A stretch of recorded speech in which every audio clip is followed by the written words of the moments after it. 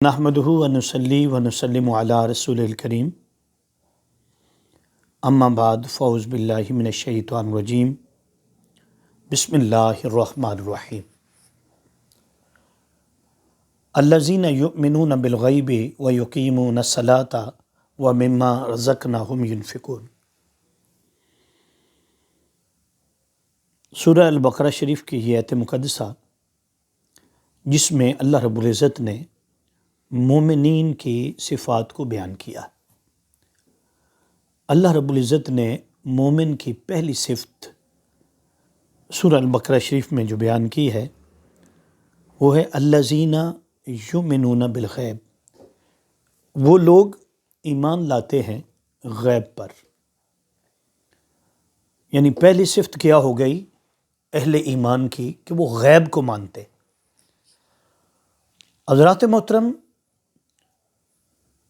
جب ہم اپنے دین کو دیکھتے ہیں، دین اسلام کو دیکھتے ہیں کہ ان میں بہت ساری چیزیں ہم جتنا کچھ مانگتے ہیں، جتنا کچھ ہمارے سامنے حضور اکرم صلی اللہ علیہ وآلہ وسلم نے بیان کیا، جو کچھ اللہ رب العزت نے محبوب مکرم صلی اللہ علیہ وسلم کو عطا فرمایا، وہ سب کا سب غیب ہے۔ سب کا سب کیا ہے؟ غیب ہے، سوائے قرآن پاک کے۔ قرآن پاک ہمارے سامنے موجود ہے، اور قرآن پاک جو ہے وہ اللہ رب العزت کی آخری کتاب ہے۔ اللہ رب العزت نے آخری کلام جو عطا فرمایا اپنے محبوب مکرم صلی اللہ علیہ وسلم کے قلب اطہر پر، وہ قرآن پاک ہے۔ اب قرآن پاک کیا ہے؟ وہ بھی حضور اکرم صلی اللہ علیہ وسلم کے قلب اطہر پر نازل ہوا ہے۔ الفاظ حضور اکرم صلی اللہ علیہ وسلم کی زبان سے ادا ہوئے ہیں۔ اس کے اندر جو چیز بیان کی گئی ہے آخرت کے بارے میں، عقیدہ آخرت کے بارے میں، اس کو اللہ رب العزت نے غیب میں رکھا ہے۔ اور علماء فرماتے ہیں کہ دین اسلام میں غیب ماننا، غیب چیزوں کو ماننا، فرمایا یہ اولین مومن کی صفات میں شامل ہے۔ مثلاً کیا کیا چیزیں غیب ہیں؟ سب سے پہلے حضور اکرم صلی اللہ علیہ وآلہ وسلم نے جو خبر دی، وہ خبر یہ دی کہ اللہ ایک ہے۔ اللہ ایک ہے، اور اس پر حضور نے جو کلمہ پیش کیا لا الہ الا اللہ، آگے لا الہ الا اللہ جو ہے دعویٰ ہے، اور اس دعوے کی دلیل جو ہے وہ محمد رسول اللہ ہے۔ وہ کیا ہے؟ محمد رسول اللہ۔ اب اللہ جو غائب الغیب ہے، واحد ہے، یکتا ہے، اس کا کوئی شریک نہیں، لیکن غیب ہے، کسی نے دیکھا نہیں، نہ اس کا کلام سنا سوائے انبیاء کے۔ اور انبیاء علیہ السلام کے پاس بھی جو کلام آیا، جو کلام بھیجا گیا، اس کے لیے بھی سیدنا جبریل امین جو تھے، اس کے ذریعے یہ کلام بھیجا گیا۔ اس کی وحی کی قسمیں علماء بیان فرماتے ہیں اپنی تفاسیر کے اندر، اور حدیث پاک میں بھی سرکار دو عالم، فخر دو عالم، نور مجسم صلی اللہ علیہ وسلم نے بتایا ہے وحی کی اقسام جو ہیں کہ وحی کس طرح کی ہوتی۔ اس وقت ہم وحی کی اقسام پر گفتگو نہیں کر رہے، ہم مومن کی صفات پر گفتگو کر رہے ہیں۔ اور گفتگو میں جو پہلا سٹیپ ہے، پہلا نقطہ جو بیان کر رہے ہیں وہ یہ ہے کہ مومن کیا ہوتا ہے، مومن کی صفات میں کیا چیز شامل ہے۔ مومن کی صفات میں یہ شامل ہے کہ مومن اس بات پر ایمان لاتا ہے، کس پر؟ کہ وہ کہتا ہے کہ جو کچھ غیب ہے، الذین یؤمنون بالغیب، وہ غیب پر ایمان رکھتے ہیں، غیب پر ایمان لاتے ہیں۔ اب غیب بتانے والی ذات کون سی ہے؟ جناب رسول اکرم صلی اللہ علیہ وسلم کی ذات گرامی۔ ماننے والے کون ہیں؟ ہم سب مومن۔ جو مان گیا غیب کو وہ مومن ہو گیا، اور جس نے نہیں مانا وہ کافر ہو گیا، وہ مشرک ہو گیا۔ پہلی بات کیا ہے کہ حضور جو لے کر آئے ہیں وہ کیا ہے؟ غیب۔ غیب اللہ رب العزت کی ذات ہے، اور وہ کن کے لیے غیب ہے؟ انبیاء علیہ السلام میں انبیاء علیہ السلام میں بھی کسی نے اللہ کو نہیں دیکھا، سب نے خبر دی ہے، حضرت آدم علیہ السلام سے لے کر جناب سیدنا عیسیٰ علیہ السلام تک، اور پھر آخری نبی حضور تاجدار کائنات، فخر موجودات، رحمت عالم، تاجدار ختم نبوت صلی اللہ علیہ وسلم کی آمد تک ایک ہی خبر ہے کہ اللہ ہے، اللہ ہے۔ لیکن دیکھا کسی نے نہیں. نہ آدم نے دیکھا، نہ جناب نوح علیہ الصلوۃ والسلام نے دیکھا، نہ سیدنا ابراہیم نے دیکھا، نہ سیدنا اسماعیل نے دیکھا، نہ کسی نے دیکھا نہیں ہے. خبر دیتے گئے. بس تلک الرسل فضلنا بعضهم علی بعض، سب کو اللہ رب العزت نے فضیلتیں عطا کی، بعد کو بعد پر فضیلت ملی ہے، لیکن دیکھا کسی نے نہیں. بس اس کے جلوے ہر ایک کو جتنا اللہ رب العزت نے کسی کو مقام دیا تھا اس کے مطابق اللہ رب العزت نے ہر نبی کو ادراک، فہم، علم سب کچھ اور مرتبے میں اپنی قربت جو ہے وہ عطا فرمائی ہے. ان میں 5 نبی اور رسول جو ہے اولو العزم ہیں، 5، جن میں 5ویں جو آخری نبی حضور اکرم صلی اللہ علیہ وسلم کی ذات پاک ہے. لیکن میں کہنا یہ چاہتا ہوں کہ ہر ایک نے جو آئے تھے سب نے کہا کہ اللہ ہے، لیکن دیکھا کسی نے نہیں. دیکھا کسی نے سوائے میرے اور آپ کے آقا حضور تاجدار کائنات صلی اللہ علیہ وسلم. آپ کو دکھایا گیا، آپ کے لیے غیب نہیں تھا. جو چیزیں مومنوں کے لیے غیب ہیں، یعنی اللہ غیب ہے، فرشتے غیب ہے، اس کے لیے آگے کیا ہے، جنت غیب ہے، جہنم بھی غیب ہے، اور ان غیبوں میں بہت ساری چیزیں ہیں جو غیب ہیں، موجود ہے، اور بہت ساری چیزیں ہیں جو آنے والی ہیں. مثال کے طور پر عالم برزخ ہے، اور عالم برزخ غیب ہے. قبر کے اندر کیا ہوتا ہے غیب ہے، کسی کو نہیں پتا آگے کیا ہوگا. لیکن انبیاء علیہ الصلوۃ والسلام نے اور خصوصاً حضور تاجدار کائنات صلی اللہ علیہ وسلم نے بتایا ہے کہ قبر کے اندر کیا ہوتا ہے. جب کوئی مر جاتا ہے، دنیا سے چلا جاتا ہے، ہاں جی، اس کی روح پرواز کر جاتی ہے، تو پھر اس کا پروسیس شروع ہو جاتا ہے. کیا پروسیس شروع ہوتا ہے؟ اس کو جناب والا نہلایا جاتا ہے، اس کو بیری کے پتے ڈال کر گرم پانی کر کے خوشبو والا پانی اس کے ساتھ غسل دیا جاتا ہے. غسل دینے کے بعد اس کو کفن دیا جاتا ہے، خوشبو لگائی جاتی ہے. اب وہ کدھر جا رہا ہے؟ سفر کر رہا ہے. کدھر جانا ہے؟ اس نے پردے میں چلے جانا ہے، برزخ میں چلے جانا ہے. برزخ کیا ہے؟ پردہ ہے. اب قبر کے اندر چلا، قبر کی ڈاٹ سلیب جو ہیں وہ بند کر دی جائیں گی، اوپر مٹی ڈال دی جائے گی. اب اندر کیا ہونا ہے؟ اندر کیا؟ یہ غیب ہے. یہ کیا ہے؟ غیب. ہم نہیں جانتے، اتنا جانتے ہیں جتنا ہمیں رسول اللہ صلی اللہ علیہ وسلم نے بتایا. اور جو رسول اللہ صلی اللہ علیہ وسلم نے بتایا وہ حق ہے، وہی ہوتا ہے، وہی ہوتا ہے. اس لیے قبر کے اندر کیا کیفیات ہیں حضور نے بیان فرما دی.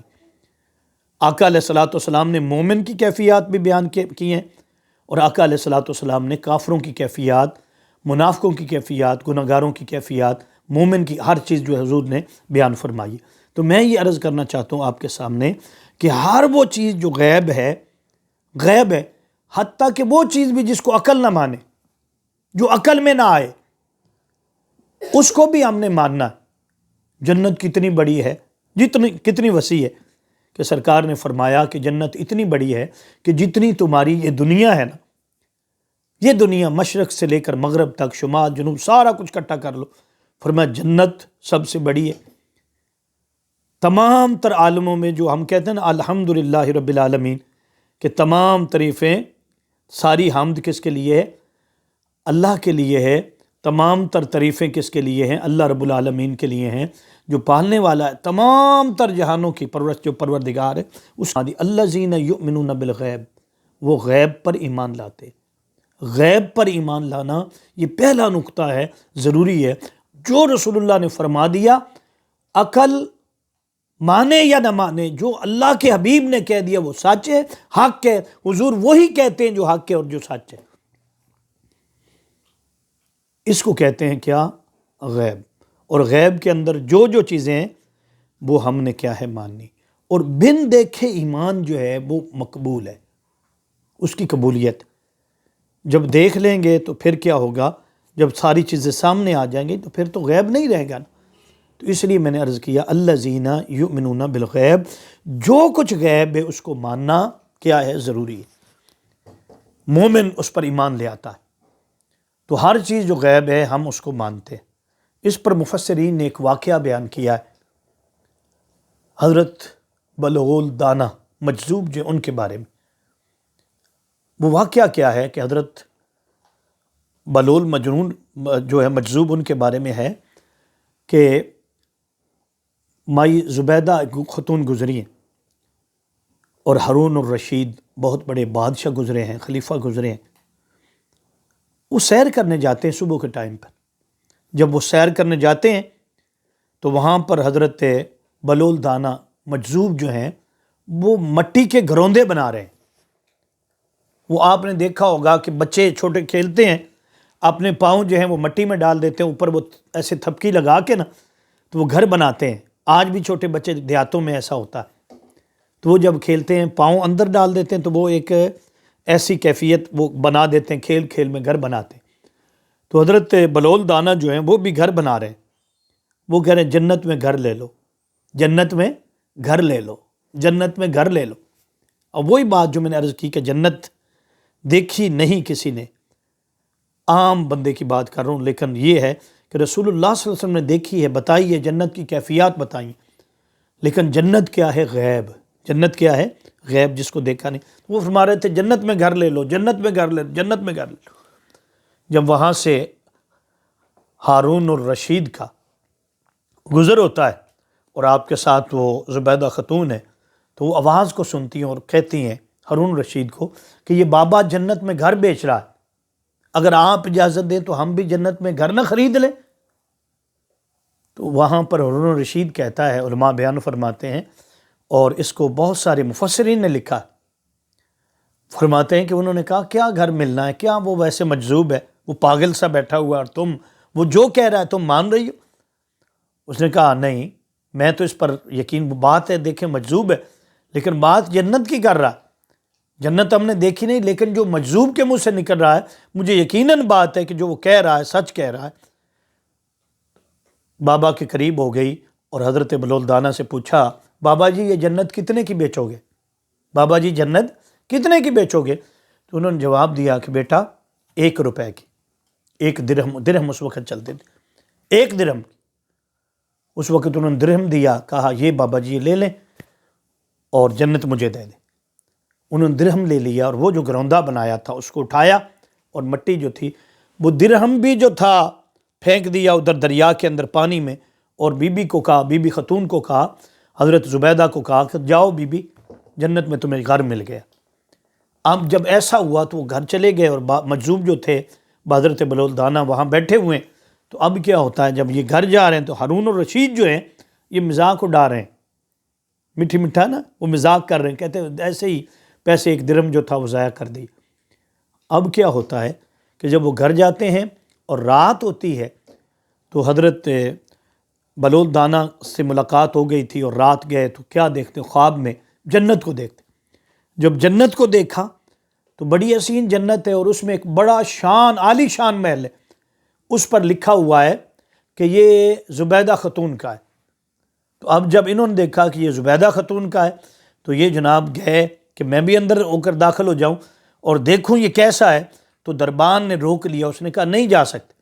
وہ کہنے لگے میری بیوی کا محل ہے۔ انہوں نے کہا بیوی کا محل ہے تو یہ تو جنت کا محل ہے، دنیا کا تو نہیں نا، تو یہاں صرف یہ اس کا محل ہے، وہی دیکھ سکتی ہے، وہی داخل ہو سکتی ہے، یہ کس کا ہے؟ زبیدہ خاتون کا۔ تو اس پر وہ کہنے لگے کہ انہوں نے کیسے لے لیا؟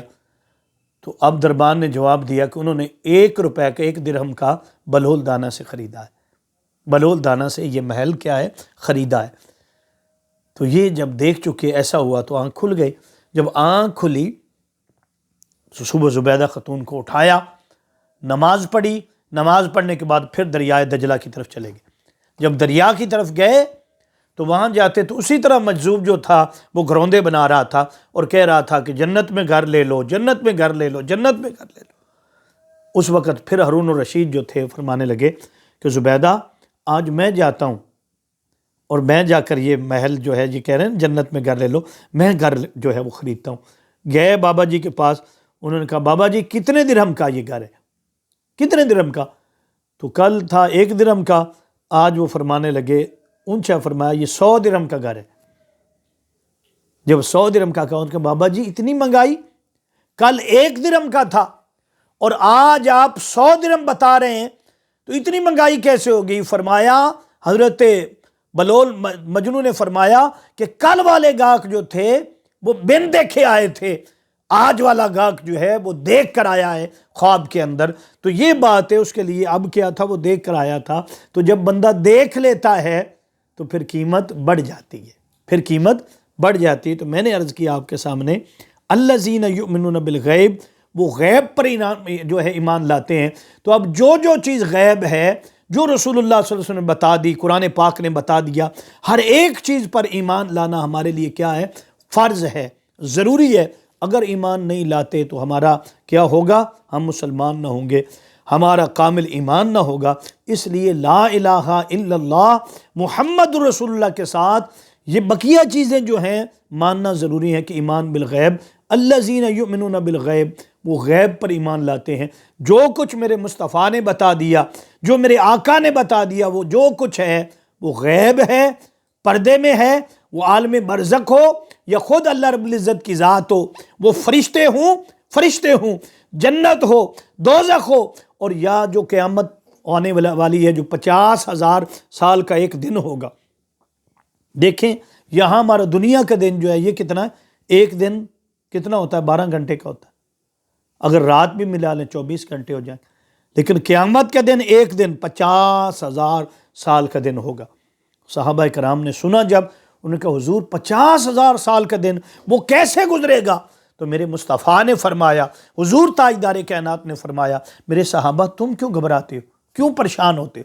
تم میرے غلام ہو، تم نے اللہ کو مان لیا ہے، واحد مان لیا ہے، تم اللہ پر ایمان لائے ہو، رسول اللہ کو آخری نبی مانا ہے، غلامی اختیار کی ہے، حضور پھر ہمارے لیے وہ 50,000 سال کا دن کیسے گزرے گا؟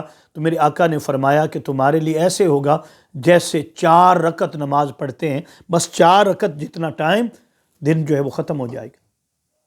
اسی طرح کئیوں کے لیے 2 رکعت، اور کئیوں کے لیے ایسے ہوگا پتہ بھی نہیں چلے گا اور گزر جائے گا۔ اسی دن کئیوں کے پسینے جو میں چھوٹے ہوئے ہوں گے۔ تو یہ بتانا چاہتا ہوں کہ وہ قیامت کا دن بھی کیا ہے، غیب، لیکن اس پر ایمان لانا، مومن کی شان یہ ہے، مومن کی عظمت یہ ہے، مومن کی صفات میں شامل ہے کہ وہ اس دن کو مانتا ہے۔ تو بات یہاں سے ہم نے شروع کی کہ الذین یؤمنون بالغیب، کہ وہ کیا لاتے ہیں بھائی، غیب پر ایمان لاتے ہیں۔ تو اس کا پتہ یہ چلتا ہے ہمیں کہ غیب پر ایمان لانا کیا ہے، ضروری ہے، اور بن دیکھے جو ایمان ہے وہ اللہ رب العزت کی بارگاہ میں مقبول ہے، اللہ رب العزت کی بارگاہ میں مقبول ہے۔ اللہ رب العزت کی بارگاہ میں یہ ایمان بالغیب جو کیا ہے، مقبول ہے۔ اس لیے الذین یؤمنون بالغیب ویقیمون الصلاۃ ومما رزقناہم ینفقون۔ انشاءاللہ تعالی بقیہ بیان کل ہوگا اگلی نشست کے اندر، جب اللہ کو منظور ہوا۔ تو یہ بات یاد رکھیں کہ اللہ رب العزت جو ہے اس نے محبوب مکرم صلی اللہ علیہ وسلم کو بھیجا ہے، محبوب کو غیب بتایا ہے، غیب کی خبریں۔ اس لیے نبی کا معنی ہی یہی ہے، غیب کی خبر دینے والا۔ وہ بہت کچھ جو ہماری آنکھ ظاہراً نہیں دیکھ سکتی، جو غیب ہے، ہم فرشتوں کو نہیں دیکھ سکتے، اس کے علاوہ اللہ کی مخلوق میں بہت ساری چیز غیبی مخلوق بھی ہے، جسے آپ خلائی مخلوق کہتے ہیں، جنات ہیں، اس جنات ہیں، اور چیزیں وہ غیب ہیں۔ تو لیکن جو چیز قرآن نے بتا دی، آقا علیہ السلام کی حدیث پاک میں آ گئی، وہ کیا ہے، حق ہے، وہ کیا ہے، حق ہے، اس پر ایمان لانا کیا ہے، فرض ہے۔ اللہ پاک عمل کی توفیق عطا فرمائے، سرکار کی پکی اور سچی غلامی عطا فرمائے۔ ملتے ہیں اگلی نشست میں، اپنا خیال رکھیے، خوش رہیے، اور ہمیشہ قرآن سے، آقا کی حدیث سے، حضور کی سنت سے استفادہ کرتے رہیں۔ اللہ پاک ہم سب کو شاد رکھے، آباد رکھے۔ وما علینا